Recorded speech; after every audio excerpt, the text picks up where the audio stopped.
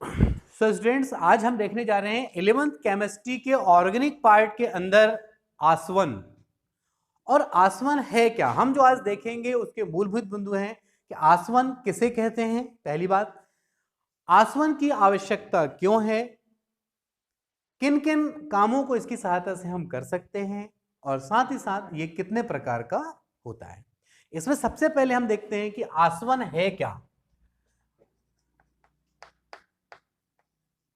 आसवन की क्रिया को समझना हो तो आप पहले ऐसे समझ लें कि आपके पास एक पात्र में पानी है।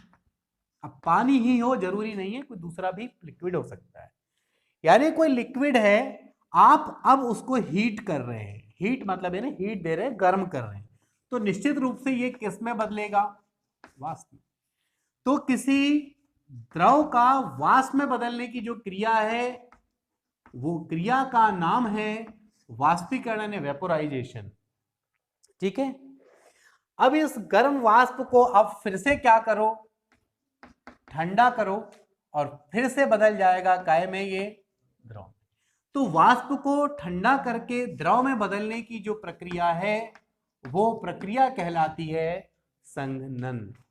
कहने का मतलब किसी द्रव को गर्म करके वाष्प में बदलना और उस वाष्प को पुनः ठंडा करके द्रव में बदलने की संपूर्ण प्रक्रिया को कहा जाता है आसवन। यानी आसवन यहां से अगर हम देखते हैं तो दो क्रियाओं का योग है। आसवन बराबर आप लिख सकते हैं वाष्पन धन संघनन।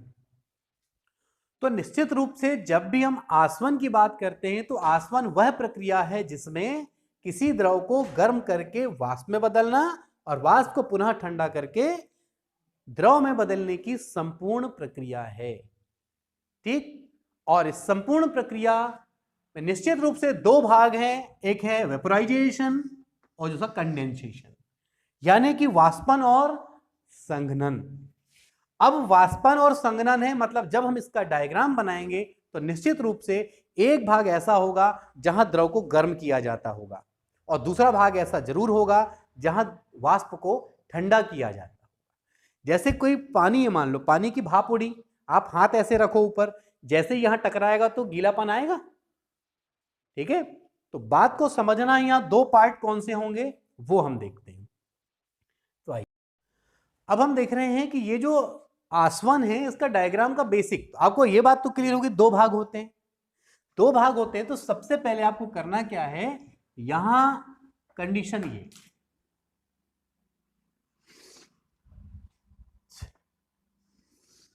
ये मान के चलते हैं कि ये बेस है। ये क्या है, बेस। भाई हम किसी टेबल या किसी के ऊपर कुछ कर रहे हो तो ये क्या है, बेस। ये सबसे पहले बेस है। अब यहां पर एक गोल पेंदी वाला फ्लास्क लेना है। कैसा फ्लास्क लेना है आपको, गोल पेन। सुंदरता आप दे देना, कंसेप्ट मैं समझा रहा हूं। ठीक है, और यहां पर एक आप इस तरह की एक जाली बनाना। मैं समझ रहा हूं आप कहेंगे सर ये गोल पेंदी वाला फ्लास्क लुढ़क जाएगा, अब लुढ़कने नहीं देंगे। और यहां पर ये स्टैंड है, ये क्या है, और यहां पर एक बर्नर है, ये क्या है, बर्नर। तो पूरी चीजों को समझ ले, ये क्या है, ये बर्नर है, ये क्या है,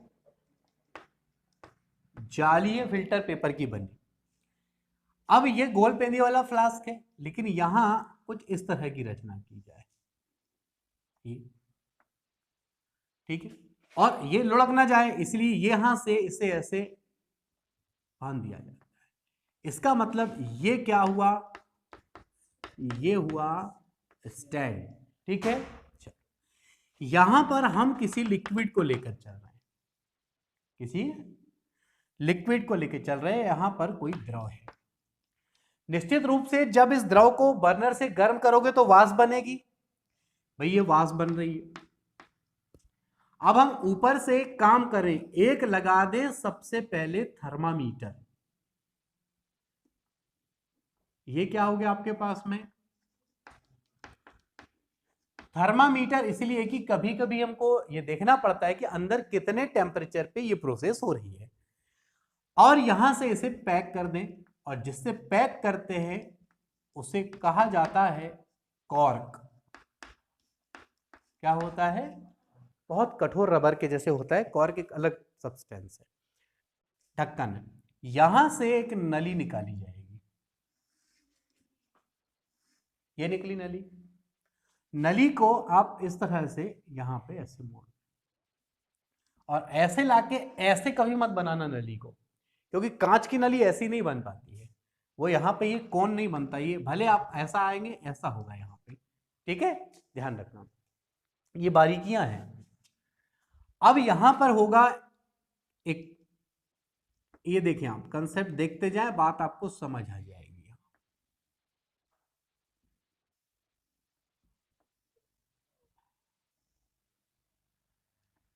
यहां पर ये एक ड्रम होते हैं, आसपास यहां पर पानी भरा होता है, और यहां पर दो द्वार होते हैं, एक प्रवेश द्वार और एक निकास द्वार, और यहां से प्रवेश करता है कौन? ठंडा पानी। ये भी गिर ना जाए इसलिए इसमें भी एक स्टैंड की व्यवस्था कर देते हैं, ठीक है, कोई दिक्कत? इस पात्र का जो नाम है वो है संघनित्र, क्योंकि यहां पर होगी संघनन की क्रिया। यहां पर हम रख देते हैं एक पात्र। तो अब हम ये देखते हैं, ये एक कोनिकल फ्लास्क है जिसको हम ग्राही कहते हैं। ग्राही मतलब ये इकट्ठा होगा, ग्राही। ये कौन सा आकार है? ये कोनिकल फ्लास्क है, ठीक है। तो अब पहले इस डायग्राम को अपन समझ लिए। यहां पर कोई लिक्विड लिया गया, उसे बर्नर के द्वारा गर्म किया जाएगा तो वाष्प बनेगी। वाष्प यहां बाहर से निकल सकती है क्या? वो निकलेगी वाष्प कहां से? ये प्रवेश करेगी। लेकिन जब यहां से प्रवेश करेगी तो नली के चारों ड्रम बने, जहां आप यहां से ठंडा पानी आ रहा है और यहां से क्या हो रहा है? निकल रहा है। तो आसपास का माहौल क्या हो जाएगा उसका? ठंडा।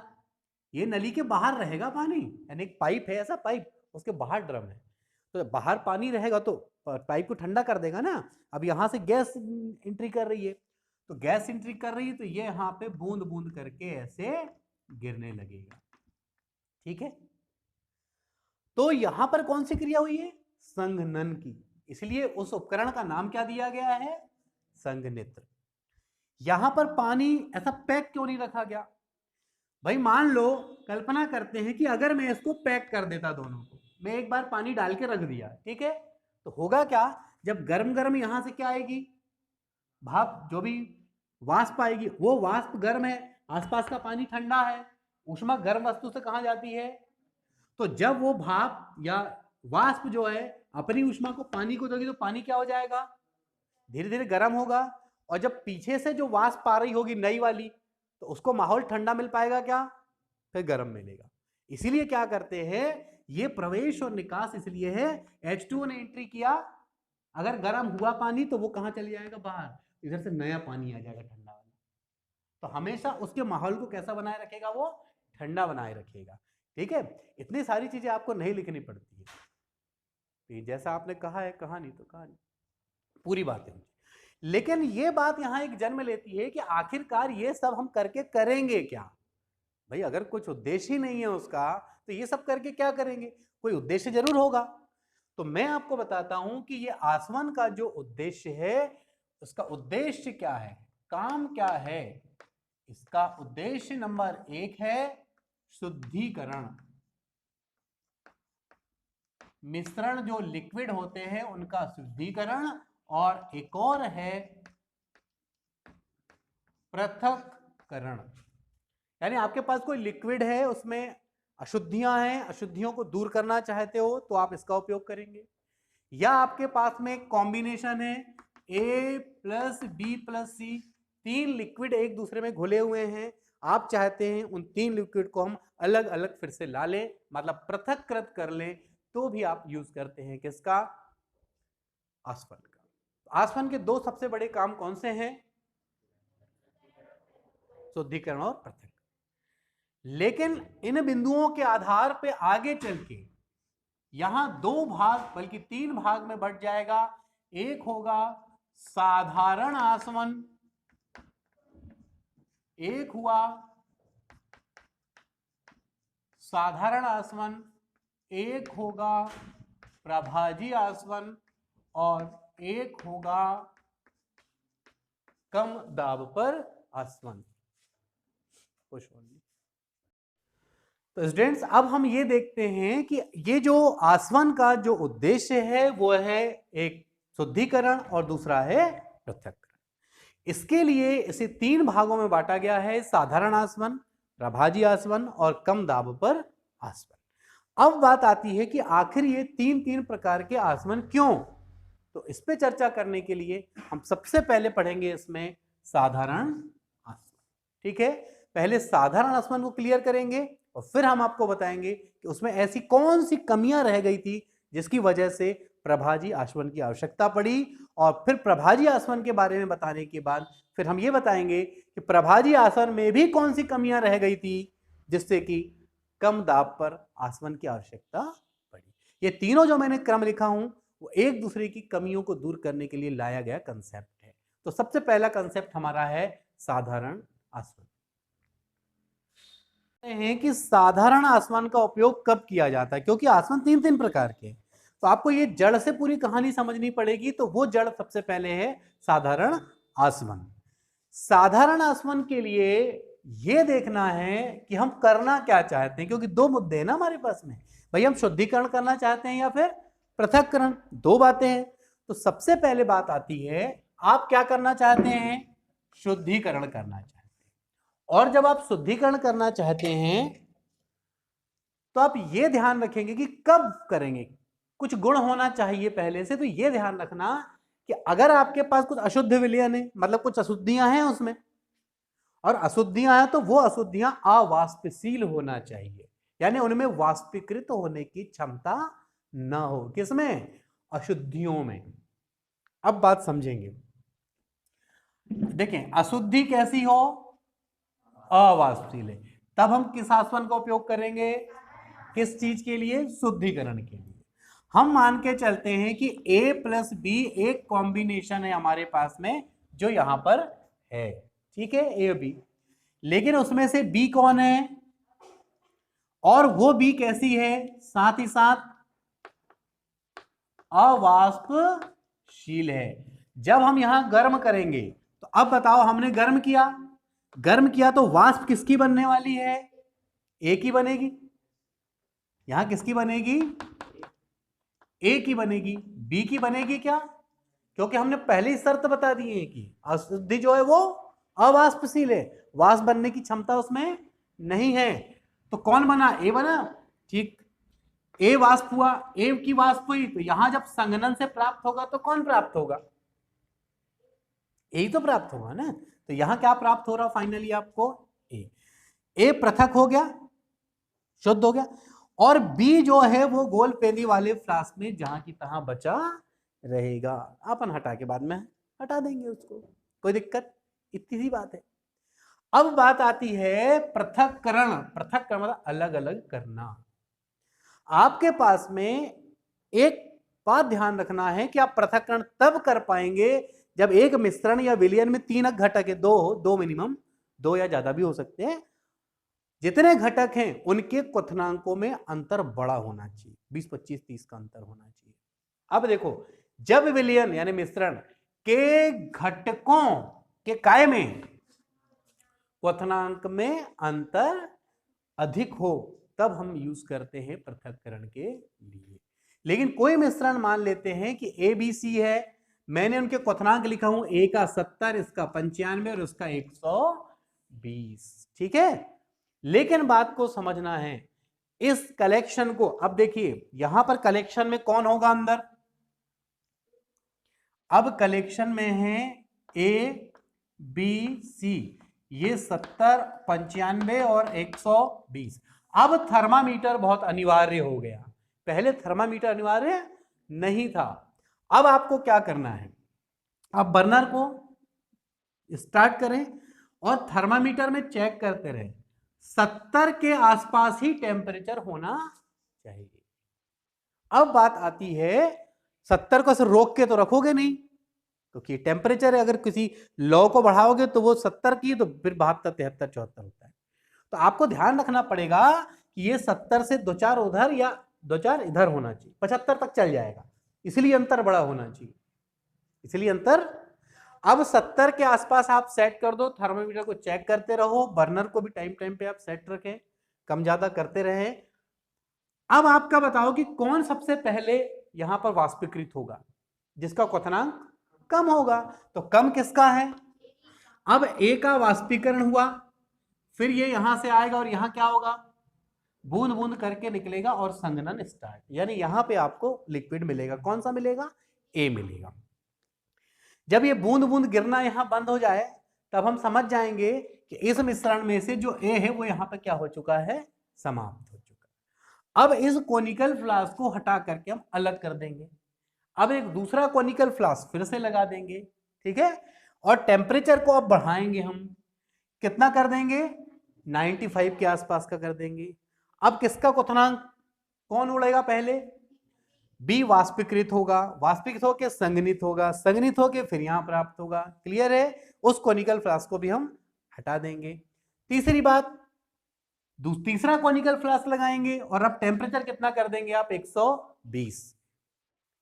सेम प्रोसेस के द्वारा फिर आपको यहां सी प्राप्त होगा। आपको 3 कोनिकल फ्लास्क, 3 ग्राही अलग अलग हो चुके हैं, ए बी और सी। तो आपने देखा कि क्वथनांकों में अंतर यदि बड़ा था तो कितनी आसानी से हमने ए बी और सी को क्वथनांक में अंतर होने की वजह से हमने पृथक पृथक किया। तो ये उद्देश्य होते हैं साधारण आसवन के। बात आती है ये साधारण आसवन में ऐसी कौन सी कमियां रह गई थी जिसकी वजह से इसके प्रवर्धित रूप, एक संशोधित रूप प्रभाजी आसवन की आवश्यकता पड़ी। तो कमी यह रह गई थी, यदि यहां पर ये जो अशुद्धि है वाष्पशील ना होकर के अगर वाष्पशील होती तो क्या करते, फिर ये आसवन का उपयोग नहीं कर पाते, क्योंकि यहां पर पहले कंडीशन में जहां ए वाष्पीकृत हो रहा था बी भी वाष्पीकृत होता, तो ए और बी दोनों साथ में फिर मिल जाते, तो बी तो फिर भी वहां मौजूद है, तो काम बनता क्या अपना, नहीं।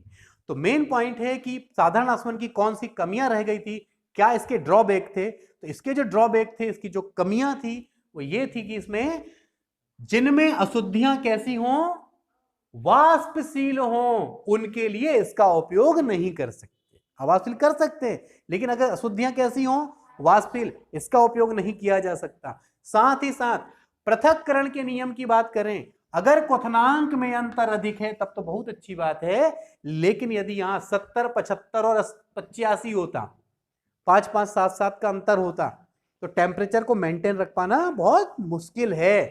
तब जरूरत पड़ी एक नए आसवन की। अब स्टूडेंट्स हम ये देखते हैं कि फाइनली प्रभाजी आसवन की जरूरत कहां पड़ रही थी, ये हमने कारण आपको बता चुके थे। तो प्रभाजी आसवन है क्या, यहां प्रभाजी आसवन में जो पहला शब्द है प्रभाज, प्रभाज का मतलब एक स्तंभ होता है जो 2 तरीके का होता है, आप देखेंगे। एक तो ये तरीका है,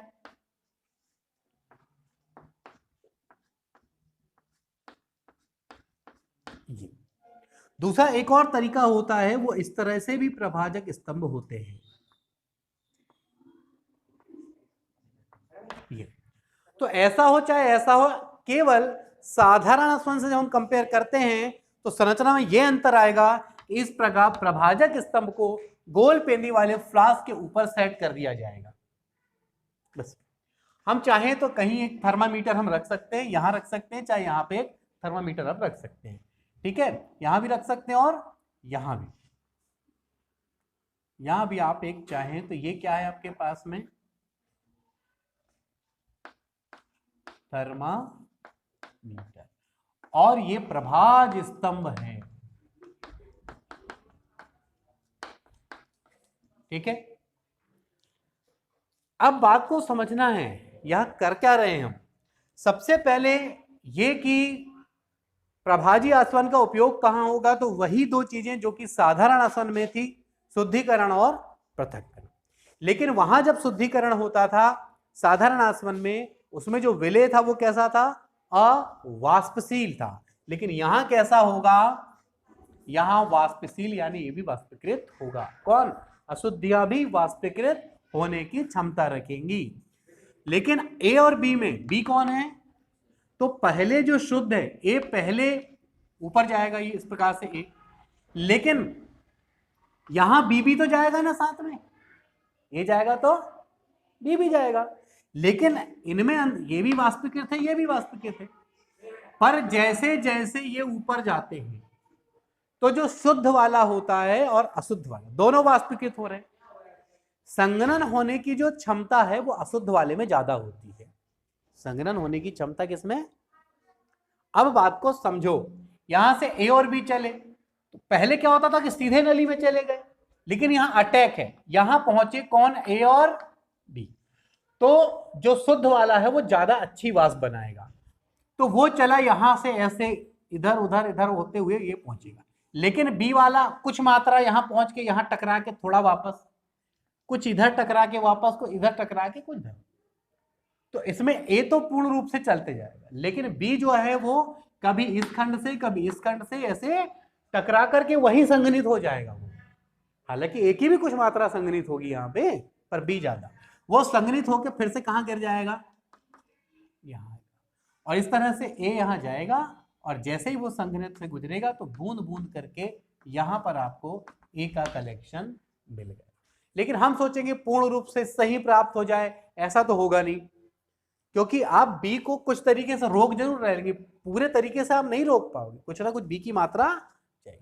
ये अलग बात है कि यदि मान लो कि कोई ये हमारा 85% शुद्ध था तो बाद में हमारा 95 हो गया, लेकिन बोले 100% शुद्ध कर लेंगे, ये इतना आसान नहीं होता है। 97-98 तक ठीक है।